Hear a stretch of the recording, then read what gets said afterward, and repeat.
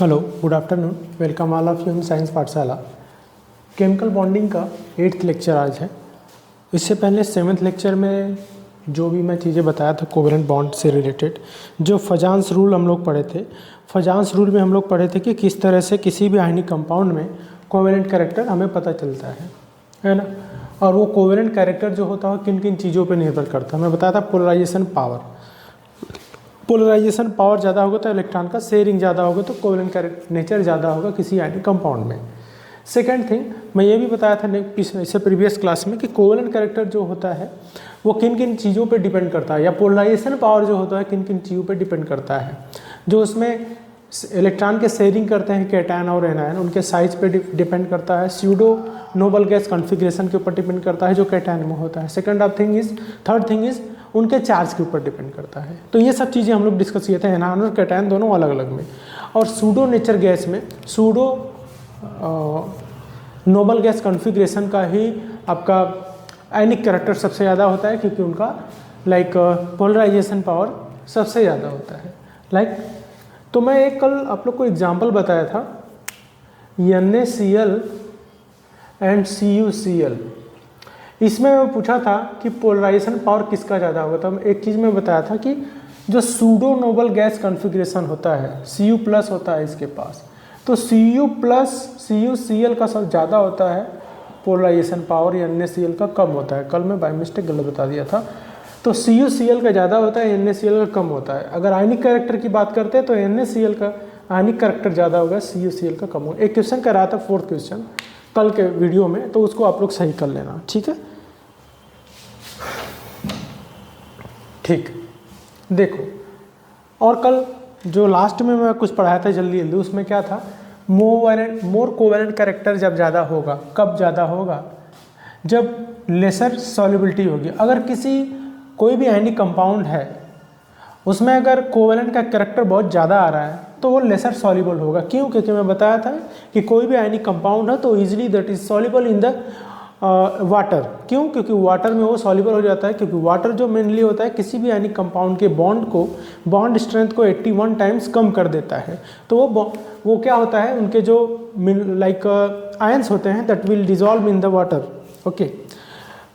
Second thing is when covalent character is higher than ionic character is lesser. Covalent character ज़्यादा होता means polarization power is higher than colour impact. Colour impact का मतलब क्या होता है कि darkness, जैसे क्या है, लाइट येलो है, डार्क येलो है, लाइट और डार्क में डिफरेंस होगा। अगर ज़्यादा आयनिक नेचर होगा तो लाइट कलर होगा, अगर लोअर आयनिक नेचर होगा मीन्स हाई कोवेलेंट नेचर होगा तो कलर इम्पैक्ट किसी भी मटेरियल का क्या होगा, हाई होगा। या कलर इम्पैक्टिंग नेचर ज़्यादा होगा या डार्क कलर होगा, ये भी ध्यान रखना। अगर आयनिक कैरेक्टर ज़्यादा है तो मेल्टिंग पॉइंट ज़्यादा होगा। अगर कोवेलेंट कैरेक्टर ज़्यादा है means ionic character is lesser then melting point and boiling point both are lower. तो ये चीज़ हम लोग सीखे थे प्रीवियस क्लास में। इसको मैंने इसलिए फिर से कर दिया क्योंकि इसके ऊपर हमें बेस क्वेश्चन करना है। जैसे एक क्वेश्चन है फर्स्ट क्वेश्चन इज दैट कि BeF2 और MgF2 which will hire melting point. Melting point किसका ज़्यादा होगा? पहले मैं एक क्वेश्चन कर लेता हूँ, उसके बाद इसको मैं नोट करके रखता हूँ कि आप लोग को कोई भी इशू ना हो। सामने आपको ये एग्जाम्पल जो भी रूल है वो दिखता रहे। तो पहला क्वेश्चन है, हमें बताना है BeF2 एंड MgF2 में किसका मेल्टिंग पॉइंट हायर होगा। क्या बताया था मैं, मेल्टिंग पॉइंट कब ज़्यादा होगा? अगर पोलराइजेशन ज़्यादा है, polarization power is higher then covalent character is higher. तो कोवेलेंट कैरेक्टर ज़्यादा है मीन्स आयनिक कैरेक्टर डाउन होगा। तो आयनिक कैरेक्टर जब कम होगा तो मेल्टिंग पॉइंट ऑटोमेटिकली बहुत कम होगा। जिसका which compounds having the melting point is lower, melting point is lower means that compound would be the covalent compound। Okay, जैसे BeF2 है एंड दिस इज MgF2। तो BeF2 में क्या है और MgF2 की बात करें तो इसमें कैटायन क्या है, Be है, और यहाँ पे क्या है, Mg है। This is cation. और एनायन क्या है, F है और F है। मतलब एनायन तो आपका सेम है but cation is different. Cation is this, देख लीजिए, मैं आपको एक तरीका बताता हूँ कि कोई भी क्वेश्चन इस तरह से करेंगे तो हमें जो पूरी थ्योरम जो हो ये सब याद हो जाएंगी, है ना। This is anion, this is also anion. Okay, अब एनायन की तो बात खत्म हो गई। मीन्स अगर हम चार्ज की बात करें, तो चार्ज की अगर हम बात करेंगे तो किस तरह से होगा, ये मैं यही क्वेश्चन यहाँ आगे कर रहा हूँ कि Be+2 होता है ना। अगर हम चार्ज की बात करें Be+2 होता है ना, और Mg+2 होता है। मीन्स क्या है, चार्ज भी क्या है, चार्ज भी सेम है। अब क्या बात करते हैं साइज का, ये क्या है, कैटायन है। साइज की बात करें तो B छोटा होता है और Mg बड़ा होता है, Mg का साइज बड़ा है। और कैटायन में पोलराइजेशन पावर जो था, या हम लोग उसी को बोलते थे covalent character, inversely proportional to size of cation. तो साइज ऑफ कैटायन के इनवर्सली प्रोपोर्शनल होगा क्या, आपका पोलराइजेशन पावर। तो या कोवेलेंट कैरेक्टर, तो जिसका साइज छोटा होगा उसका कोवेलेंट कैरेक्टर ज़्यादा होगा, कोवेलेंट कैरेक्टर ज़्यादा होगा। मीन्स सीधे सीधे क्या हो जाएगा ये ऑर्डर कोवेलेंट कैरेक्टर का कि BeF2 का ज़्यादा कोवेलेंट कैरेक्टर होगा, MgF2 का कम होगा। ठीक, एक चीज़ और बताए कि कोवेलेंट कैरेक्टर जब ज़्यादा होगा तो मेल्टिंग पॉइंट क्या होगा, कम होगा। ये यहाँ रूल्स है। या कोवेलेंट कैरेक्टर अगर ज़्यादा है तो आयनिक कैरेक्टर कम होगा, तो मेल्टिंग पॉइंट कम होगा, राइट। तो यहाँ पे आयनिक नेचर इसका ज़्यादा होगा और कोवेलेंट नेचर इसका ज़्यादा होगा। ठीक है, यहाँ तक आपको आई थिंक समझ में आया होगा। नेक्स्ट क्या हो जाएगा, अब अगर हम मेल्टिंग पॉइंट का ऑर्डर लिखें तो क्या हो जाएगा, आयनिक नेचर इसका ज़्यादा होगा। जब कोवेलेंट नेचर ज़्यादा होगा कंपाउंड का तो सिंपल थिंग क्या होगा कि वो उसका मेल्टिंग पॉइंट बहुत कम हो जाएगा, क्योंकि उनके जो बीच बॉन्ड होगा वो बॉन्ड स्ट्रेंथ जो होगा वो बहुत कम होगा। तो सबसे कम मेल्टिंग पॉइंट किसका होगा, BeF2 का, और ज़्यादा किसका होगा, MgF2 का। तो ये मेल्टिंग पॉइंट के आपका ऑर्डर हो जाएगा। ठीक है, तो एक क्वेश्चन हम लोग किए और किस तरह से करेंगे वो आप लोग को तरीका मैं बता दिए, है ना। ये रूल्स एंड रेगुलेशन जो भी था मैं आपको बता दिया। अब बार बार ये सब चीज़ें रटाई नहीं जाती,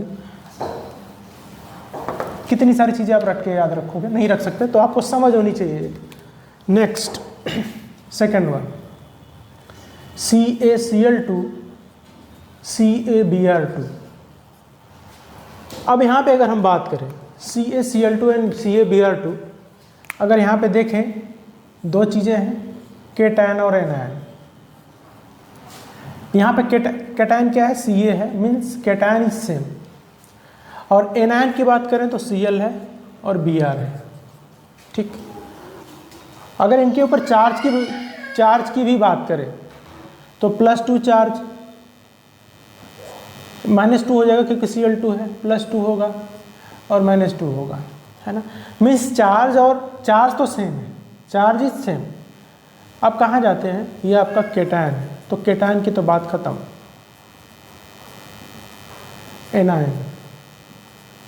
एनायन की भी बात। अब यहाँ पे एनायन, कैटायन तो सेम था। एनायन में अगर हम चार्ज की बात करें तो चार्ज क्या हो जाएगा, सेम। चार्ज सेम, -2 ही है या -1 मान लो, जो भी है, चार्ज सेम रहेगा इसमें। और यहाँ पे साइज की बात करें तो मैं साइज के लिए क्या बताया था कि पोलराइजेशन पावर या covalent character directly proportional to size of anion, size of anion. Okay, तो इसमें साइज किसकी ज़्यादा है, Br2 की। तो CaCl2 less polarise then CaBr2। तो ये तो इसका कोवेलेंट कैरेक्टर का ऑर्डर हो गया कि ज़्यादा CaBr का है, CaBr2 का है। अगर हम मेल्टिंग पॉइंट का ऑर्डर पूछें तो जिसका कोवेलेंट नेचर ज़्यादा होगा उसका मेल्टिंग पॉइंट कम होगा, ठीक है, क्योंकि उसमें आयनिक पावर ज़्यादा रहेगा। तो इसमें क्या हो जाएगा आपका मेल्टिंग पॉइंट का CaBr2 होगा, आफ्टर दैट CaCl2 हो जाएगा, क्योंकि सिंपल सा फार्मूला है कि कोवेलेंट कैरेक्टर अगर ज़्यादा है मीन्स आयनिक कैरेक्टर कम रहेगा तो मेल्टिंग पॉइंट भी कम रहेगा। ठीक, तो इसके साथ साथ मैं आपको एग्जाम्पल तो करा ही रहा हूँ, इसके साथ साथ में जितने फॉर्मूले आएंगे, जितना थ्योरम यूज हो रहा है वो भी मैं आप लोग को सपोज दैट वो भी समझाते हुए जा रहा हूँ। Third question is that NaCl and CuCl। अब ये मैं आपको एक बार बता भी दिया कि इसमें पोलराइजेशन पावर किसका ज़्यादा होगा, CuCl का। जितने भी आपके सूडो नोबल गैस कॉन्फ़िगरेशन के मेटल्स एलिमेंट्स होते हैं उनका कोवेलेंट नेचर हाईएस्ट होता है। तो यहाँ पे अगर हम कोवेलेंट कैरेक्टर की बात करें तो NaCl का कम होगा और CuCl का ज़्यादा होगा। तो यहाँ पे मेल्टिंग पॉइंट की अगर हम बात करेंगे तो इसका जस्ट क्या हो जाएगा, अपोजिट। तो NaCl का मेल्टिंग पॉइंट ज़्यादा होगा और CuCl का कम होगा। ठीक, मेल्टिंग पॉइंट, राइट। सेकंड का क्या ऑर्डर था, सेकंड वाले का, सॉरी फर्स्ट का BeF2 का कम था, MgF2 का ज़्यादा था मेल्टिंग पॉइंट। ठीक, फर्स्ट हो गया। सेकंड का ऑर्डर क्या था, सेकंड का ऑर्डर था CaBr2 और CaCl2। ठीक, थर्ड का क्या था, NaCl ग्रेटर देन CuCl।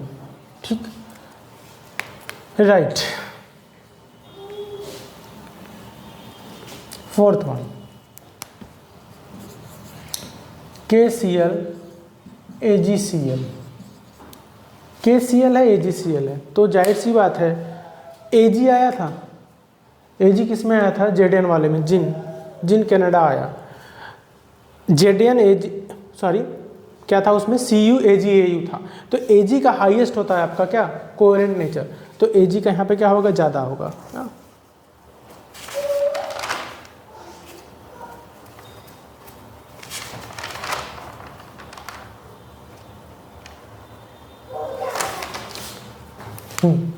तो यहाँ पे अगर कोवेलेंट कैरेक्टर की बात करें तो KCl का कम होगा और AgCl का ज़्यादा होगा।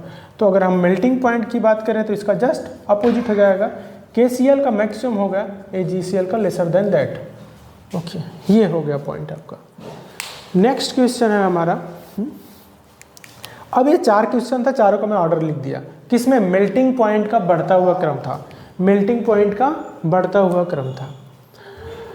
अगर हम इसमें बात करें कि लाइक कलर, किसका कलर डार्केस्ट कोड है, या कलर इम्पैक्टिंग की बात करें तो जिसका ज़्यादा कोवेलेंट नेचर होगा तो ज़्यादा कलर इम्पैक्टिंग किसका होगा, AgCl का ज़्यादा कलर आएगा, इसका मतलब डार्क कलर आएगा।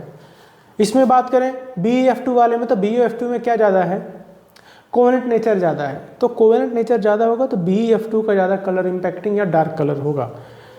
इसमें CaCl2 का ज़्यादा होगा क्योंकि इसमें कोवेलेंट का नेचर ज़्यादा है। Like that next one also. Next question क्या है हमारा, PbCl2।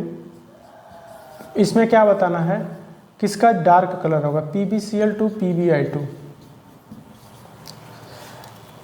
इसमें क्या है, देखो एनायन जो है आपका पूरा सेम है, PbPb सॉरी कैटायन। अब एनायन की बात करें, एनायन की बात करें Cl है और I है, चार्ज भी सेम रहेगा। लेकिन अगर हम साइज की बात करें, एनायन में साइज की बात करें तो I का ज़्यादा होगा। तो सिंपल सा बात था कि पोलराइजेशन पावर और covalent character directly proportional to size of anion, size of anion. तो किसकी साइज ज़्यादा, I की। तो यहाँ पे कोवेलेंट नेचर भी किसका ज़्यादा होगा, PbI2 का। तो कोवेलेंट नेचर भी ये होगा। अब अगर हम डार्क कलर की बात करें तो जिसका कोवेलेंट नेचर ज़्यादा होगा उसका ही कलर क्या होगा, डार्क होगा। तो PbI2 का कलर क्या होगा, डार्केस्ट।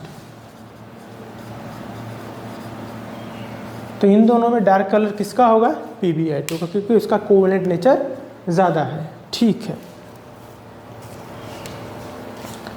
नेक्स्ट ये क्वेश्चन हम कर लिए। ठीक है, तो ध्यान रखना अगर हम यहाँ पे अगर सॉल्युबिलिटी की बात करें कि कौन ज़्यादा सॉल्युबल होगा, मैं एक इसी में बता दूँ कि अगर सॉल्युबिलिटी पूछे, कुछ भी पूछ सकता है, मैं सब चीज़ें आपको बता दिया, 10 बार बता दिया कि कोवेलेंट नेचर अगर ज़्यादा है तो मेल्टिंग पॉइंट कम होगा क्योंकि उसमें आयनिक नेचर कम होगा। सेकेंड थिंग, कोवेलेंट नेचर ज़्यादा है तो पोलराइजेशन पावर ज़्यादा है, सॉल्युबिलिटी कम होगी क्योंकि वो पानी में घुलेगा नहीं जल्दी। ओके, अब मेल्टिंग पॉइंट कम होगा अगर कोवेलेंट नेचर ज़्यादा होगा, क्योंकि कोवेलेंट नेचर जब कम होता है तो उसमें क्या होता है, जो भी बॉन्ड है जैसे Ca है और Br है, इनके बीच में जो बॉन्ड स्ट्रेंथ होता है, bond strength that is very lesser than the ionic compound.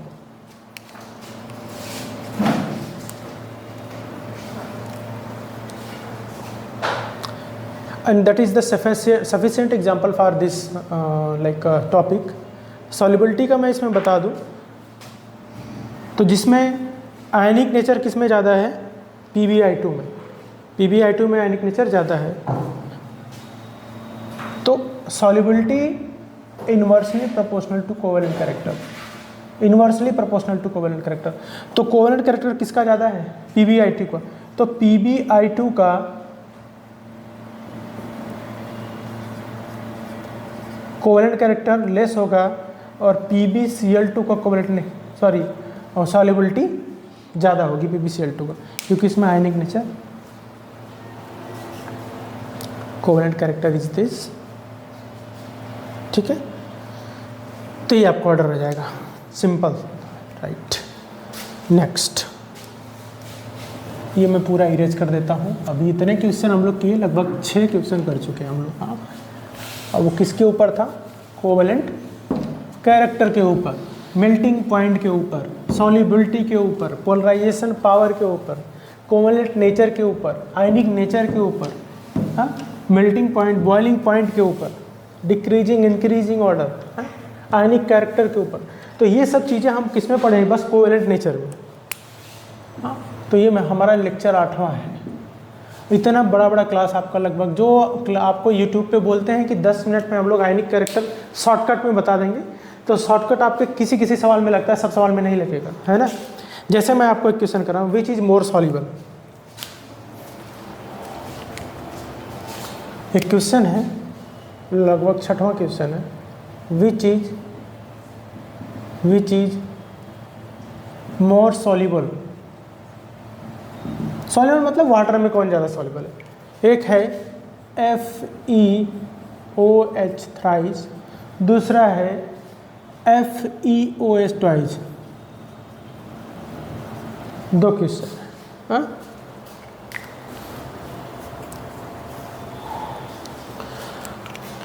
More soluble की बात कर रहे हैं। ठीक है, देखो यहाँ पे अगर हम बात करें, यहाँ पे थोड़ा ध्यान से आप लोग को देखना ज़रूरी है। ठीक है, सावधानी हटी दुर्घटना घटी। हाँ, तो फोकस ऑन दैट।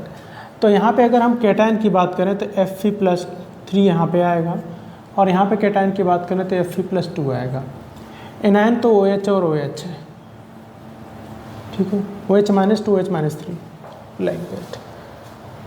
तो OH, ये एनायन की तो बात हम ख़त्म कर देते हैं, कैटायन की बात करते हैं। तो साइज़ तो इसका सेम है, साइज़ तो सेम है, लेकिन अगर हम चार्ज की बात करें तो यहाँ पे चार्ज क्या है, मोर है, यहाँ पे लेस है, मतलब 1 है।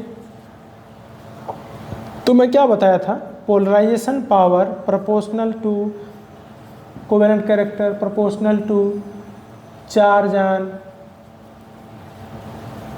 कैटायन। तो जिसके ऊपर चार्ज ज़्यादा रहेगा उसका पोलराइजेशन पावर ज़्यादा होगा, या कोवेलेंट नेचर उसका ज़्यादा होगा। तो कोवेलेंट कैरेक्टर किस में ज़्यादा होगा, FeOH थ्राइस के अंदर कोवेलेंट नेचर ज़्यादा होगा, क्योंकि इसके ऊपर चार्ज ज़्यादा है, चार्ज ज़्यादा है। तो मैं एक चीज़ बताया था कि solubility inversely proportional to covalent character of compound.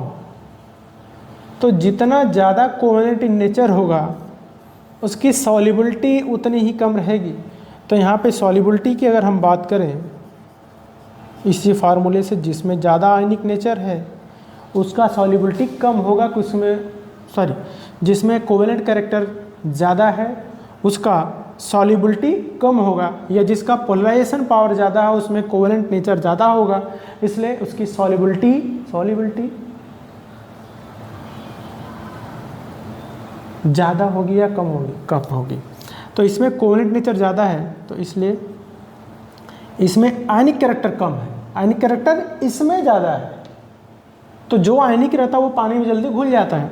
तो FeOS ट्वाइस जो है ईजिली घुल जाएगा देन FeOS थ्राइस, क्योंकि FeOS थ्राइस मोर आयनिक है, मोर कोवेलेंट है, और FeOS ट्वाइस मोर आयनिक है।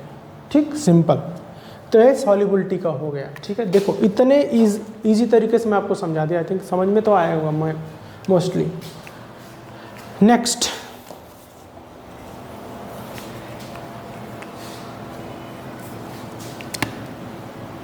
दूसरा है मोर सॉल्युबल ही पूछ रहा है, Ag2O है और Ag2S है। ठीक है, अब देख लो यहाँ पे केटायन तो सेम है, यहाँ पे केटायन की बात करें, केटायन क्या है Ag plus this is same, जब सेम ही है तो चार्ज लिखने की जरूरत है। एनायन क्या है, यहाँ पे O है और यहाँ पे S है। ठीक, चार्ज भी देखेंगे तो चार्ज दोनों में सेम रहेगा, क्योंकि उस पर -2 इसके ऊपर -2, क्योंकि दो है Ag, तो चार्ज भी सेम। तो अब अगर हम एनायन क्या है, एनायन ये है ना एनायन, तो अगर हम एनायन के साइज की बात करें, अब क्या देखते हैं एनायन साइज, तो एनायन के साइज की बात करें तो O छोटा होगा और S बड़ा होगा, तो polarization power is proportional to size of anion atom.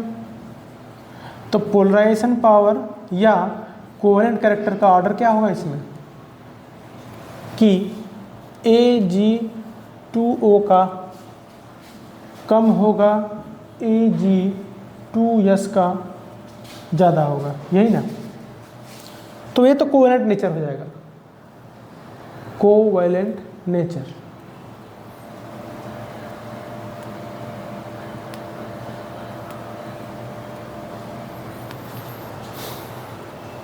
Covalent nature ही हो जाएगा, राइट।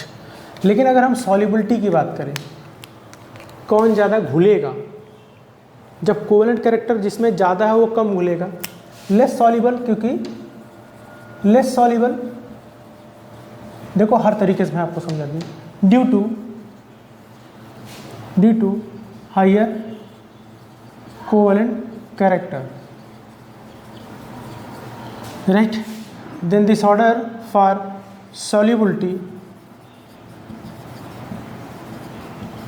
क्या हो जाएगा, Ag2O का ज़्यादा होगा और Ag2S का कम होगा, क्योंकि इसके अंदर आयनिक नेचर कम, इसके आयनिक नेचर इसमें ज़्यादा है। ठीक, sufficient. Last and not least, find darkest colour. इसमें क्या है, find darkest colour, find the darkest colour. इसमें क्या है, AgF, AgCl, AgBr, AgI, this is the 4 compounds. इसमें पूछ रहा है किसका डार्क कलर होगा। अब ध्यान रखो सब में क्या है, अब हर चीज़ मैं आपको लिख के नहीं बताऊंगा, तो सिंपल सी चीज़ है कि इसमें एनायन, कैटायन क्या है Ag, cation is same Ag। और हम एनायन की बात करें तो एनायन में सब पे चार्ज भी -1 चार्ज भी सेम। अब हम एनायन की साइज की बात करें, तो साइज की बात करें तो F सबसे छोटा, फिर Cl, फिर Br, फिर I। ठीक, तो सबसे बड़ी जिस एनायन की साइज जिसमें बड़ी होगा उसके अंदर कोवेलेंट नेचर भी ज़्यादा होगा। कब, जब उसमें साइज एनायन का ज़्यादा होगा, जिसकी साइज ज़्यादा उसका कोवेलेंट नेचर ज़्यादा। तो कोवेलेंट नेचर का ऑर्डर क्या हो जाएगा, सबसे पहले क्या आएगा, सबसे कम AgF, फिर AgCl, फिर AgBr, लास्ट AgI। तो ये तो ऑर्डर हो जाएगा कोवेलेंट नेचर का। तो कलर इम्पैक्ट या डार्क कलर का भी ऑर्डर यही होगा, कलर इम्पैक्टिंग का भी ऑर्डर यही क्या हो जाएगा, AgF, AgCl, AgBr और AgI। तो AgI का क्या हो जाएगा, डार्केस्ट कलर। ध्यान रखना, जिसका कोवेलेंट नेचर ज़्यादा उसका सबसे ज़्यादा डार्क कलर। अभी तो ये सब चीज़ें तो आप लोग आई थिंक केमिस्ट्री में पढ़े ही नहीं होंगे कि इस तरह से चीज़ें भी होती हैं कि जिसके अंदर कोवेलेंट नेचर ज़्यादा होता है उसका कलर इम्पैक्ट मतलब उसका कलर डार्क होता है। तो सोच लीजिए कि केमिस्ट्री केमिकल कुछ भी आप पढ़ते हैं, चाहे आप फार्मेसी में जाते हैं, चाहे किसी भी लाइक बायोलॉजिकल फील्ड में जाते हैं, मेडिसिन बनाते हैं, एम फार्मा बी फार्मा जो भी करते हैं, वहाँ तक केमिस्ट्री की कितनी बड़ी देन है कि अगर केमिस्ट्री रहे ना तो बहुत सारी चीज़ें जो हैं वो होती ही नहीं है ना। लाइक उनको प्रैक्टिकली प्रूव करना ही मुश्किल हो जाएगा। इनका अगर कलर आपको पूछे तो ये कलरलेस होता है, यहाँ मैं लिख देता हूँ। AgF जो होता है, ध्यान रखना कलर भी पूछता है, कलरलेस। AgF क्या होता है, KgF नहीं है, AgF है। AgF colourless. AgCl white colour का होता है, आप लोग को पता है। और AgBr लाइट येलो होता है। AgBr क्या होता है, लाइट येलो। और AgI होता है डार्क येलो, सरसों के फूल की तरह डार्क येलो। तो ये इसका कलर होता है। तो हमें कलर भी याद रखना है कि इसका एक्चुअल में कलर क्या है। पूछ दिया कि सबसे ज़्यादा डार्क कलर किसका है, तो कलर तो याद ही होना चाहिए आपको, उसके साथ में ये भी याद होना चाहिए कि उसका कलर क्या है, एक्चुअल में कलर क्या है। तो यहाँ तक आपका ख़त्म हुआ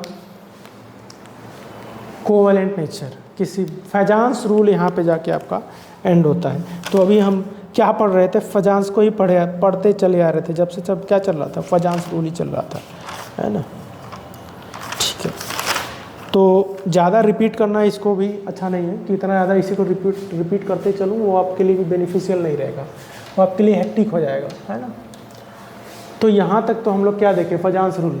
फैजांस रूल में लगभग 3 लेक्चर हमारा लगा, और 3 लेक्चर भी लगभग कितने लगभग 1-1 घंटे का था। ठीक है, तो नेक्स्ट हमें क्या पढ़ते हैं, जो आयनिक बॉन्ड में हम लोग पढ़ रहे थे लिविस डॉट स्ट्रक्चर, वो किस तरह से बनाते हैं। जैसे माइनस चार्ज आता है, प्लस चार्ज आता है, सेंट्रल एटम कैसे सेलेक्ट करते हैं, किसी को भी उठा के सेंट्रल एटम नहीं रख लेते, है ना। जैसे H2O है, तो H2O में वो क्यों सेंट्रल एटम क्यों रखते हैं भाई। आप बोलोगे तो एक ही है तो किसको सेंट्रल एटम में रखेंगे, बीच में वही रहेगा। H2SO4 इसमें सेंट्रल एटम क्या होगा। तो बहुत सारी चीज़ें हैं, हम वो डिसाइड करते हैं कि कोई भी लिविस डॉट स्ट्रक्चर किस तरह से करते हैं। तो नेक्स्ट हम पढ़ते हैं लिविस डॉट स्ट्रक्चर।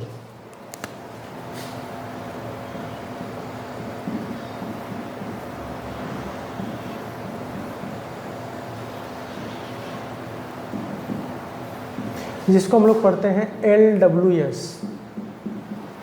आज थोड़ा ही पढ़ते हैं इसको, बहुत ब्रीफली पढ़ते हैं, बहुत ज़्यादा इसको नहीं आज लेके चलेंगे। जैसे मैं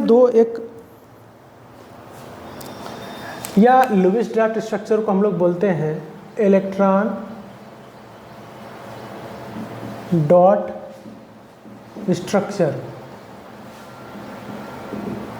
अब इसको क्यों पढ़ते हैं, क्या रीज़न है, हम लोग को तो आता ही है सब।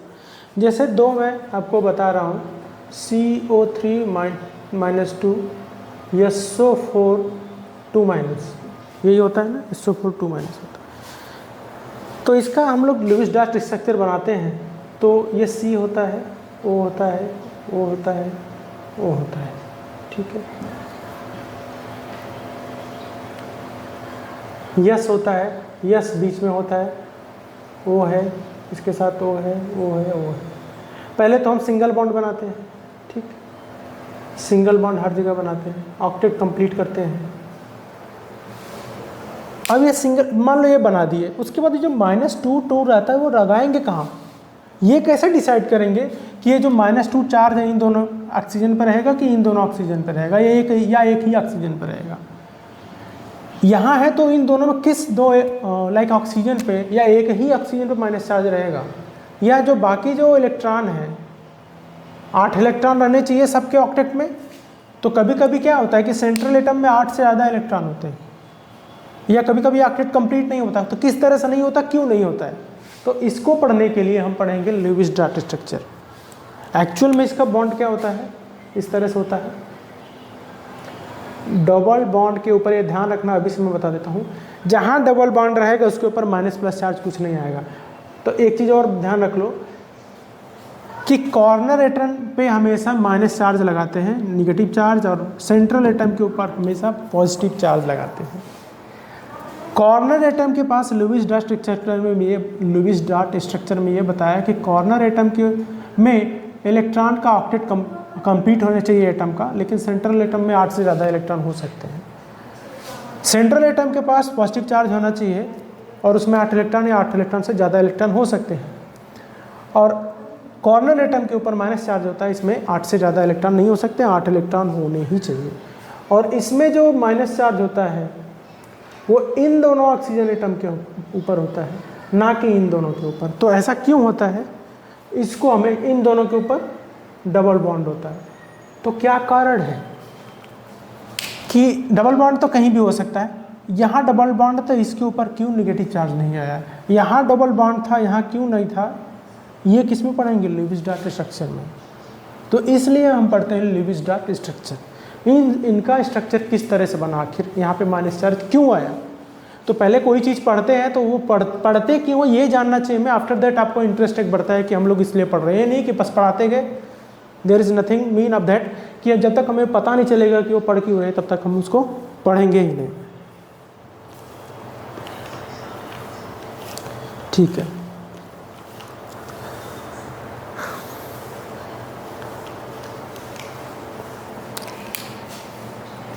तो अब हम यहाँ पढ़ते हैं फर्स्ट इसमें क्या है कि हम इसको पढ़ते क्यों हैं, क्या पढ़ते हैं इसमें।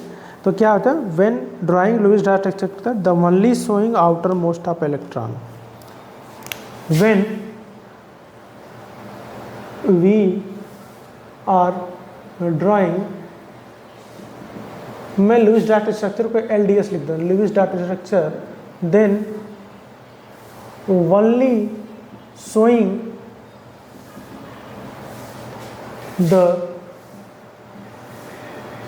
outermost electrons or valence shell electrons। तो जब हम लुईस डॉट स्ट्रक्चर ड्रा करते हैं तो उस डॉट स्ट्रक्चर में क्या करते हैं कि जो एटम्स होते हैं उनके लाइक वैलेंस सेल में, मीन्स आखिरी सेल में, लास्ट सेल में कितने इलेक्ट्रॉन है वही शो करते हैं। ये नहीं कि ऑक्सीजन के पास कितने इलेक्ट्रॉन है, 16 इलेक्ट्रॉन है ना, तो पूरा 16 इलेक्ट्रॉन दिखा दिए। नाइट्रोजन के पास 14 इलेक्ट्रॉन है तो पूरा 14 इलेक्ट्रॉन दिखा दिया, ऐसा नहीं है। लास्ट सेल में 7 इलेक्ट्रॉन होता है, नाइट्रोजन के 7 होता है, कितने होते हैं, 7 इलेक्ट्रॉन टोटल होते हैं, 25 उसका एट्रस है ना। और ऑक्सीजन के इलेक्ट्रॉन कितने होते हैं, 8 होते हैं, उसको 26 बोलते हैं। तो 8 नहीं दिखाएंगे, 6 ही बोलेंगे। तो मतलब लास्ट सेल में कितने इलेक्ट्रॉन है, जैसे ऑक्सीजन में 6 है तो 6 ही दिखाएंगे बॉन्डिंग में, लुईस डॉट स्ट्रक्चर में वही पार्ट करेंगे, ये नहीं कि सारे इलेक्ट्रॉन पेयरिंग में ले लिए। सेकेंड थिंग, और क्या खास बात है, working on octet rule. Second thing क्या है लुईस डॉट स्ट्रक्चर का, लुईस डॉट स्ट्रक्चर का working on octet rule.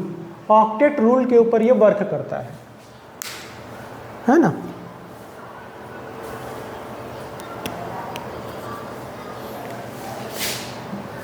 All atom having 8 electron in valence cell।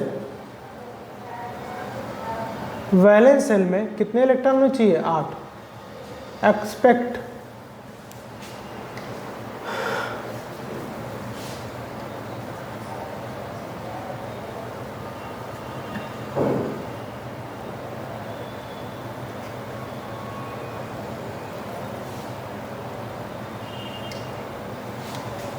All atoms having 8 electrons in valence shell, सब में होना चाहिए, और किस में, and 2 electron in hydrogen atom. Hydrogen atom case के ऊपर 2 ही इलेक्ट्रॉन अगर रहेंगे वैलेंस शेल में, तब भी इसका ऑक्टेट क्या हो जाएगा, कंप्लीट हो जाएगा। तो 2 चीज़ है कि वैलेंस शेल को ही दिखाएंगे, दूसरा वैलेंस शेल में कितने इलेक्ट्रॉन होने चाहिए, 8 इलेक्ट्रॉन होने चाहिए। ठीक है। थर्ड थिंग, वैलेंस शेल या इसमें octet rule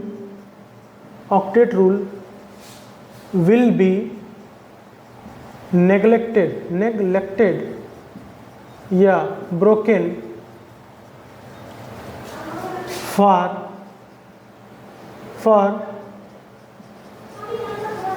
central atom. Means जो सेंट्रल एटम है, जैसे ऑक्सीजन और सल्फर है, सेंट्रल एटम में जो इलेक्ट्रॉन, वैलेंस शेल में जो इलेक्ट्रॉन होने चाहिए 8 इलेक्ट्रॉन, तो इससे मोर भी इलेक्ट्रॉन हो सकते हैं। मीन्स कि ऑक्टेट रूल जो सेंट्रल होता है, एटम होता है, उसके लिए नेग्लेक्ट होता है, मतलब उसमें ज़्यादा इलेक्ट्रॉन हो सकते हैं।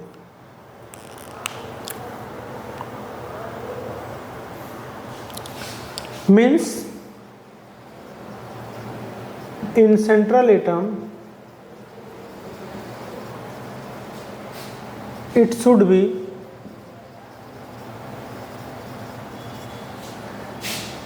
it should be 8 electrons or more than 8 electrons in valence shell. तो वैलेंस शेल में 8 या 8 से ज़्यादा इलेक्ट्रॉन हो सकते हैं सेंट्रल एटम के लिए। ध्यान रखना, सेंट्रल एटम के लिए वैलेंस शेल में 8 इलेक्ट्रॉन जरूरी नहीं है, 8 इलेक्ट्रॉन से ज़्यादा इलेक्ट्रॉन भी हो सकते हैं, तो ये ध्यान रखना। तो इस जो सेंट्रल एटम है, इसमें 8 इलेक्ट्रॉन भी हो सकते हैं और 8 इलेक्ट्रॉन से ज़्यादा भी हो सकते हैं, तो ये ध्यान रखना। लिख दिया हूँ मैं सेंट्रल एटम डिनोट करके। But at corner atom it should be 8 electron in valence shell. तो ध्यान रखना, सेंट्रल एटम के लिए चल जाएगा 8 इलेक्ट्रॉन से ज़्यादा है, लेकिन आपका जो कॉर्नर एटम है, जो ये कॉर्नर पे एटम है, ये जो ऑक्सीजन इधर इधर है, कॉर्नर एटम पे जो इलेक्ट्रॉन है वो हमेशा उसमें जो वैलेंस शेल में इलेक्ट्रॉन होंगे वो 8 से ज़्यादा ही रहेंगे। वो किससे रहेंगे, 8 से ज़्यादा रहेंगे। तो ये लुईस डार्ट स्ट्रक्चर का कुछ चीज़ें थी जो अभी मैं आपको बस समझाया हूँ कि लुईस डार्ट स्ट्रक्चर किन किन चीज़ों पे वर्क करता है ना। तो ये वर्किंग इस पर इन चीज़ों का किस पे है, ये वर्डली पढ़े थे हम लोग। नेक्स्ट हम लोग पढ़ेंगे rule for selecting central atom. तो ये हम समझ गए कि लुईस डार्ट स्ट्रक्चर हम पढ़ते क्यों हैं, उसका यूज़ क्या है। ओनली किस लिए कि ड्रा करेंगे तो उसमें वैलेंस शेल बस दिखाएंगे, वैलेंस शेल में इलेक्ट्रॉन कितने हैं। दूसरा, ये वर्क करता है ऑक्टेट रूल के ऊपर, मतलब हर एक एटम के पास 8 इलेक्ट्रॉन होना चाहिए। लेकिन ये ऑक्टेट रूल का कॉन्सेप्ट फेल हो जाएगा कब, जब सेंट्रल एटम पे हम लोग आएंगे कि सेंट्रल एटम के ऊपर 8 या 8 से ज़्यादा इलेक्ट्रॉन हो सकते हैं वैलेंस शेल में। Next thing is, fourth thing is that कि जब कॉर्नर एटम है उसके लास्ट शेल में 8 इलेक्ट्रॉन ही होने चाहिए, उससे ज़्यादा इलेक्ट्रॉन या उससे कम इलेक्ट्रॉन होने ही नहीं चाहिए। अब हम आगे पढ़ेंगे रूल कि central rule for selecting central atom. Next जो टॉपिक रहेगा हमारे लिए, ये आई थिंक आप लोग को बहुत अच्छे से समझ में आया होगा, है ना, कि लुईस डार्ट स्ट्रक्चर हम लोग पढ़ते क्यों हैं। नेक्स्ट है हमारा rule for selecting central atom. Rule for selecting central atom. Rule for selecting central atom. तो सेंट्रल एटम को सेलेक्ट करने के लिए क्या क्या रूल हैं, पहले मैं आप लोग को अभी बता देता हूँ। ये चीज़ आप लोग पढ़ भी लेना एक बार कि सेंट्रल एटम कौन सा होना चाहिए। मैं बता देता हूँ कि क्या नहीं होना चाहिए। फ्लोरीन नहीं होता है सेंट्रल एटम, फ्लोरीन कभी भी आपका सेंट्रल एटम नहीं होता है। हाइड्रोजन और फ्लोरीन कभी भी आपका सेंट्रल एटम नहीं होता है। और जो लीस्ट कोई भी कंपाउंड उसमें जो लीस्ट नंबर में एटम रहेगा वही आपका सेंट्रल एटम होता है, या जिसको इलेक्ट्रोनेगेटिविटी बहुत कम होती है। ठीक, तो सेंट्रल एटम के लिए ये चीज़ें हमें ध्यान रखना है। दो चीज़ मोस्ट है कि जो कम नंबर में हो या जिसकी इलेक्ट्रोवैलेंसी बहुत कम हो। सेकंड थिंग कि फ्लोरीन और हाइड्रोजन कभी भी सेंट्रल एटम नहीं हो सकते। तो ये दो चीज़ें हैं जिससे हमें ये पता चलती है कि सेंट्रल एटम क्या होना चाहिए। तो आज तक के लिए इतना रखते हैं, नेक्स्ट क्लास में ये पढ़ेंगे। ये थोड़ा सा लंबा टॉपिक है क्योंकि आधा अधूरा पढ़ाऊँगा, तो एग्जाम्पल दूंगा तो वो चीज़ें आपको समझ में नहीं आएंगी। ये लंबा टॉपिक है, लगभग 40-50 मिनट लेगा। तो बाकी जो भी डाउट है आप लोग एक बार कमेंट करके बताएं मुझे। और एक लगभग चैनल हमारा धीरे धीरे आगे ही बढ़ रहा है ना, स्टडी बट कंटिन्यू। तो मैक्सिमम बच्चों को आप लोग ये शेयर करिए कि जो जेई लेवल की तैयारी नहीं कर सकते हैं। मैं फिजिक्स का भी लेक्चर स्टार्ट कर दिया हूँ, तो वो भी धीरे धीरे नोट्स उसका तैयार हो रहा है। उसके साथ साथ में पैरेलली मैं आप लोग को फिजिक्स भी कराता रहूँगा, लेकिन एक बार थोड़ा सा give me energy to react for physics also. तो आज के लिए इतना ही रखते हैं। For next class we start the rule for selecting central atom. Okay, thanks all of you.